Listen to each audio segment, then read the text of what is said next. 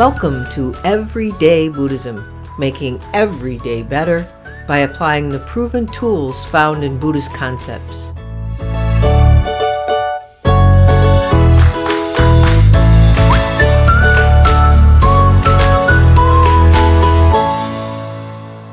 Welcome to episode 32 of Everyday Buddhism, making every day better. Happy fall to all the listeners in the Northern Hemisphere. You know, it's a time when the pace of life slows down a bit, giving us all some time for more reflection. I always embrace this time of year. I love September. October's beautiful. And I embrace the change, even though I don't always look forward to winter cold and snow on the way. So as I shared with you in the last introduction to the last podcast, I took a big step, retiring from my career coaching business. I'm still keeping a life and spiritual coaching practice, but I felt the call to commit more time to this podcast and my upcoming book publication, and to the Everyday Sangha, and to all the other initiatives that are cooking around in my brain that might spring from the podcast and the book. And entering this new phase for the podcast and book requires more energy from me and more support from you. I hope you will consider supporting my work with the podcast and associated groups, helping me to release more content more often and to explore maybe some other ways we can interact together. To become a sponsor of this podcast and set up a recurring or one-time donation, go to the Donate tab on my website, www.everyday-buddhism.com. And don't forget, if you would like to talk with me and others about these podcast subjects and the podcast episodes and any other everyday Buddhism type subjects, consider joining the Everyday Buddhism Sangha. The Sangha meets live via Zoom video conference every other week, and the details are on the main page of my website. So check it out. Now, my book is getting closer and closer to publication. I finished one part of the editing phase, and I'm currently doing the final formatting. It's getting exciting. I can't wait to share the result of the last 9 months of hard work with all of you. But now, on with this episode of the podcast. Since it's fall, baseball season is just about over.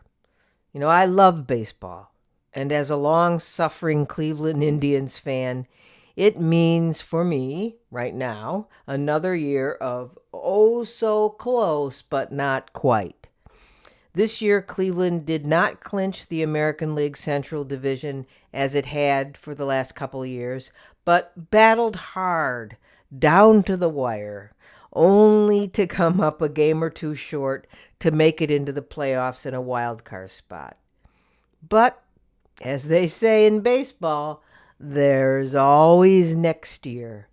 When April comes and the baseball season starts, it's another of the many reasons I rejoice in the return of spring. And of course, I love the new green, the warming temperatures, the daffodils, and the bulging buds of new leaves on the trees. But the return of baseball makes everything even more exciting. As Al Gallagher, a baseball player in the 1970s, said, "There are 3 things in life which I really love: God, my family, and baseball. The only problem, once baseball season starts, is I change the order around a bit." Now, baseball doesn't possess me like some people, but I do watch or listen to a game a few days a week, and I rarely miss a Cleveland Indians game. As a Cleveland fan, as anyone knows who may have followed baseball a little bit, gives the season a little extra edge, a little more drama, and invariably a lot of disappointment. But for me, watching baseball is meditative. When you're watching a baseball game, there's a lot of time to reflect. You know, the season itself is very long, from April to October, and the games can be very long. In a good pitcher's duel, there can be a long time between an offensive play and the roar of the crowd. You can fall asleep watching a game in the fourth inning and wake up in the seventh without missing a hit or a score. Baseball gives you a lot of time to reflect and, well, just loaf, which most of us don't do nearly enough of. Bill Veeck, a former Cleveland Indians owner and the one credited for integrating the American League when he signed Larry Doby in 1947, said of baseball that it is a game to be savored, not gulped. Like life, it's so much better when you're not thinking about getting somewhere or achieving something, but letting life itself lead you, responding to things as they are, not as you planned them to be or would like them to be. One of the most important lessons I think baseball teaches is the spirituality of imperfection. You know, in the book by that same name, The Spirituality of Imperfection, Storytelling and the Search for Meaning by Ernest Kurtz and Catherine Ketchum, the authors write, quote, "Baseball alone in sport considers errors to be part of the game, part of its rigorous truth," unquote. Yeah, in baseball, errors are tallied and publicized and flashed on the screen for every team and every player. Errors are accepted as part of the game.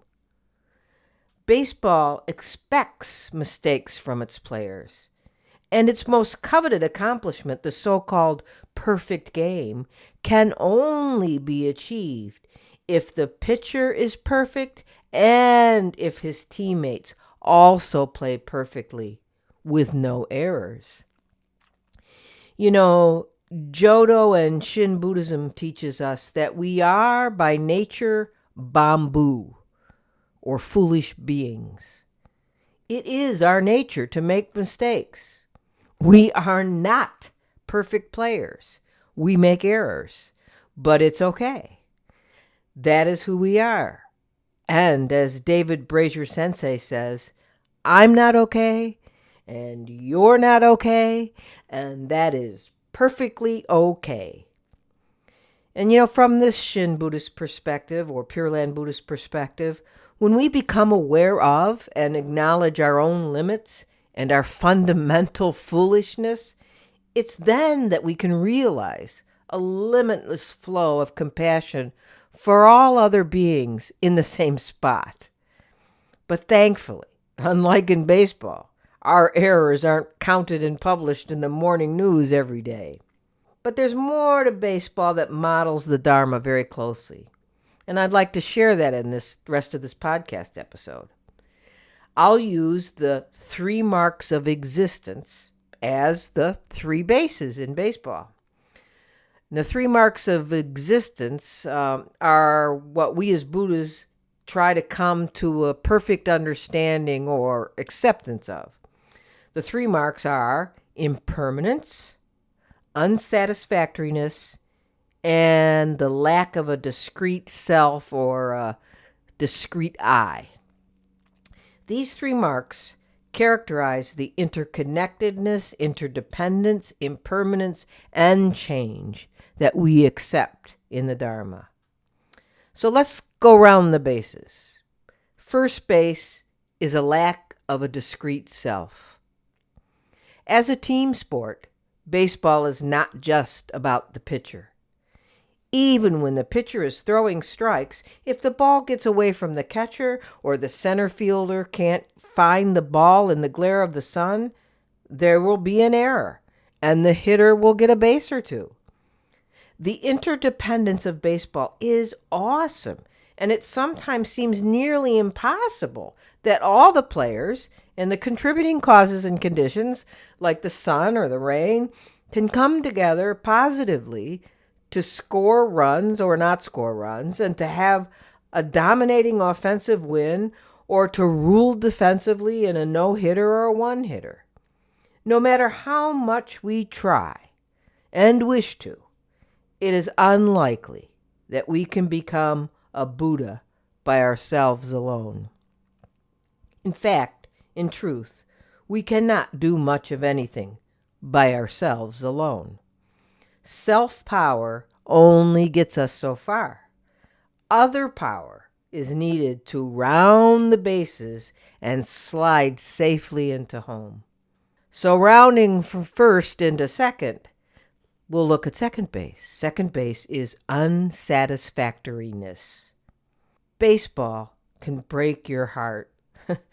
And in a long season lasting from spring to fall with more than 160 regular season games, players and fans alike can go through many, many, many ups and downs.